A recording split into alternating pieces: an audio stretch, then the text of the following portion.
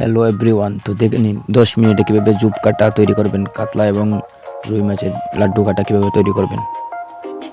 প্রথমে কিছু সুতা টুকরো টুকরো করে এইভাবে বেঁধে নেবেন যাতে রশিগুলো বাঁধতে সুবিধা হয়। দেখে নিন ভালো করে। ঠিক আমি যেভাবে নিয়েছি ঠিক যেভাবে ছোটো ছোটো টুকরো টুকরো করে সুতা একসাথে বেঁধে নেবেন। এবার এরকম একটা ভালো বসি নিয়ে এভাবে কিছু ভালো সুতা দিয়ে টাইট করে বাঁধার চেষ্টা করবেন। প্লিজ মনোযোগ দিয়ে দেখুন, স্কিপ করবেন না ভিডিওটা। আর চ্যানেলে নতুন হলে অবশ্যই একটা সাবস্ক্রাইব এবং লাইক করে দিয়ে দেবেন।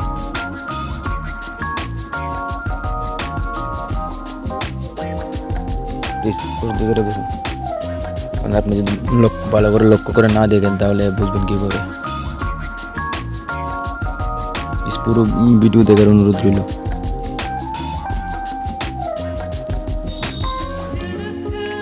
আমার নিজে নিজে ক্যামেরা করতে হয়, যার কারণে ক্যামেরা একটু এরকম হয়েছে।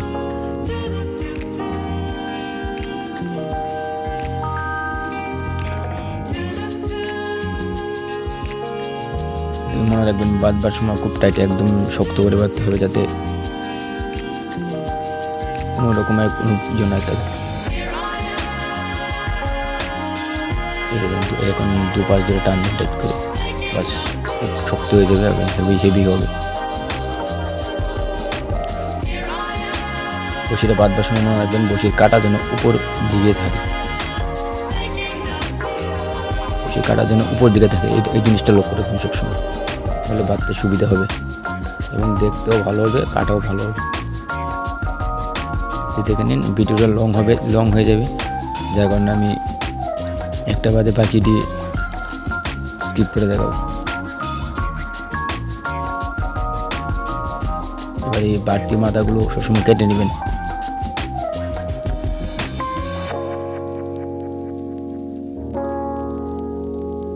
খুব সুন্দর হয়ে যাবে। এই যে দেখুন পুরোটা একসাথে বেঁধে দেখালাম, কারণ নাহলে ভিডিওটা অনেক লং হয়ে যাবে, যার কারণে আমি তাড়াতাড়ি দেখানোর চেষ্টা করছি। এবার এই মিডলটা কীভাবে বাঁধবো প্লিজ একটু দেখে যাবেন।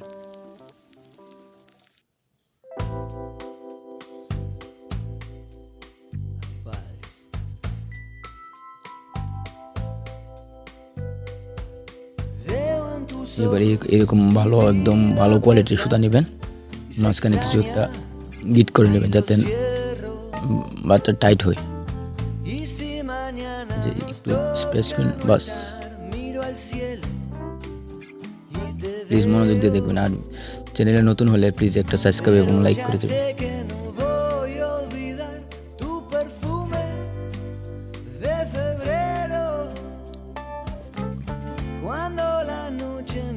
কারণ চ্যানেলে যদি আপনারা সাবস্ক্রাইব করে দেখেন তাহলে পরবর্তী ভিডিও দেখার সুযোগ করে নিতে পারবেন।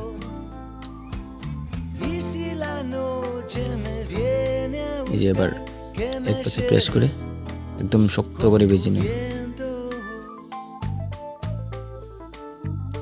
প্লিজ মনোযোগ দিয়ে দেখুন, শিখতে পারবেন, আপনারও কাজে আসবে।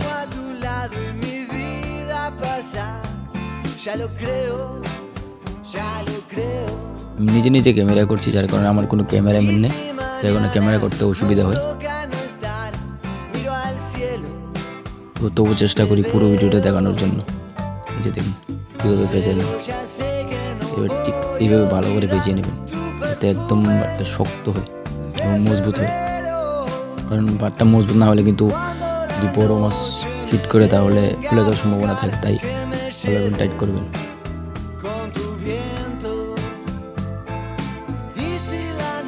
কিছুক্ষণ এরকম পেঁচানোর পরে মাঝখানে একটা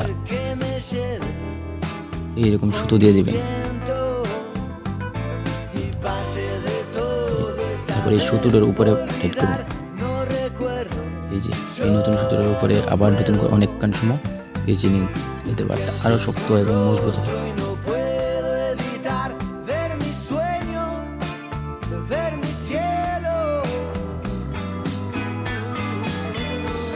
কারণ বাটটা যত শক্ত করবেন কাটা তত শক্ত হবে এবং মজবুত ভালো হবে।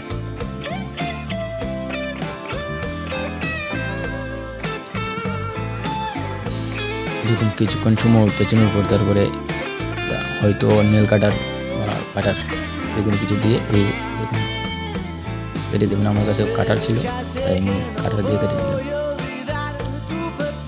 ওই এক্সট্রা সুতো যে সুতোটা বেছে নিয়েছিলাম ওই সুতোর মধ্যে মাঝখান দিয়ে এই সুতোটা একটু ভিতরে দিয়ে দেবেন।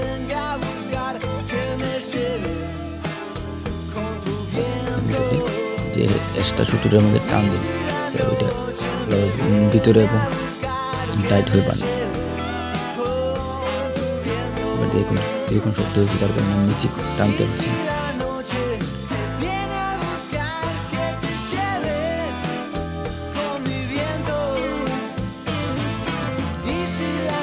একদম টাইট করবে, যত টাইট হবে বড়শি কাটা তত ভালো হবে।